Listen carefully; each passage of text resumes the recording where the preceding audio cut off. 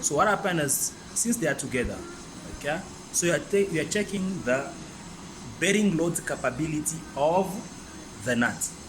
All right. So you have more surface, more area. Okay. So it can't be the same. You need to see. So while they are doing that, it's like when you put a structure on it. Okay. So it needs to still carry the load no matter what. So each nut has its specific proof load. And then you need to do that to reach the specified proof load amount. Then you need to make sure that the load remains there for at least 5 seconds. Sorry, 15 seconds, I'm mistake. 15 seconds.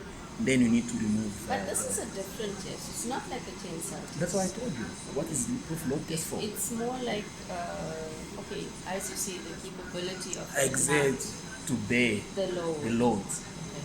Yes. Then when you do that, if the